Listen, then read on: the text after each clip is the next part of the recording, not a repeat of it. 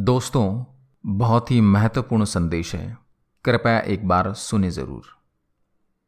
गैर हाजिर कंधे। विश्वास साहब अपने आप को भाग्यशाली मानते थे। कारण यह था कि उनके दोनों पुत्र आईआईटी करने के बाद लगभग 1 करोड़ रुपए का वेतन अमेरिका में प्राप्त कर रहे थे। विश्वास साहब जब सेवानिवृत्त हुए तो उनकी इच्छा हुई कि उनका एक पुत्र भारत लौट आए और उनके साथ रहे। परंतु अमेरिका जाने के बाद कोई पुत्र भारत आने को तैयार नहीं हुआ। उल्टे उन्होंने विश्वास साहब को अमेरिका आकर बसने की सलाह दी। विश्वास साहब अपनी पत्नी भावना के साथ अमेरिका चले गए, परंतु उनका मन वहां बिल्कुल भी नहीं लगा और वे भारत लौट आए। दुर्भाग्य से विश्वास साहब की पत्नी को लकवा हो गया और पत्नी पूर्णतः पति की सेवा पर निर्भर हो गई। प्रातः नित्यक्रम से लेकर खिलाने पिलाने, दवाई देने आदि का संपूर्ण कार्य विश्वास साहब के भरोसे पर था। पत्नी की जुबान भी लकवे के कारण चली गई थी।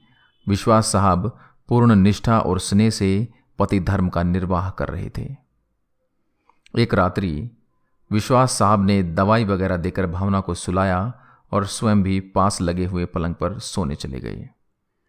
रात्रि के लगभग 2 बजे हार्ट अटैक से विश्वास साहब की मृत्यु हो गई। पत्नी प्रातः 6 बजे जब जागी तो इंतजार करने लगी कि पति आकर नित्यक्रम से निवृत्त होने में उसकी मदद करेंगे। इंतजार करते करते पत्नी को किसी अनिष्ट की आशंका हुई। चूंकि पत्नी स्वयं चलने में असमर्थ थी, उसने अपने आप को पलंग से नीचे गिराया और फिर घिसटते हुए अपने पति के पलंग के पास जा पहुंची। उसने पति को हिलाया डुलाया पर कोई हलचल नहीं हुई। पत्नी समझ गई कि विश्वास साहब अब नहीं रहे। पत्नी की जुबान लकवे के कारण चली गई थी, अतः किसी को आवाज देकर बुलाना भी पत्नी के वश में नहीं था। घर पर और कोई सदस्य भी नहीं था। फोन बाहर ड्राइंग रूम में लगा हुआ था। पत्नी ने पड़ोसी को सूचना देने के लिए घिसटते हुए फोन की तरफ बढ़ना शुरू किया। लगभग 4 घंटे की मशक्कत के बाद वह फोन तक पहुंची और उसने फोन के तार को खींचकर उसे नीचे गिराया। पड़ोसी के नंबर जैसे तैसे लगाए। पड़ोसी भला इंसान था। फोन पर कोई बोल नहीं रहा था, पर फोन आया था, अतः वह समझ गया कि मामला गंभीर है। उसने आस पड़ोस के लोगों को सूचना देकर इकट्ठा किया।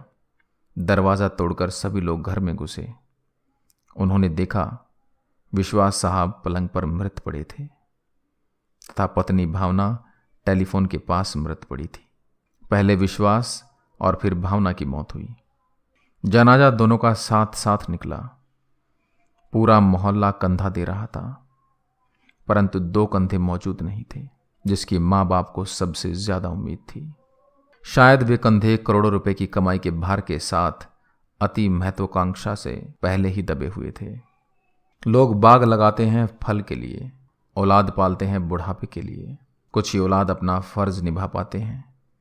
अति सुंदर कहा है कवि ने, मत शिक्षा दो इन बच्चों को चांद सितारे छूने की।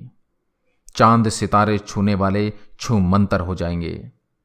अगर दे सको शिक्षा तो दो तुम इन्हें चरण छू लेने की। जो मिट्टी से जुड़े रहेंगे वही रिश्ते निभाएंगे। कृपया इसे बच्चों को जरूर सुनाएं। अच्छा लगे तो अपने दोस्तों के साथ शेयर करें। जय हिंद, जय भारत।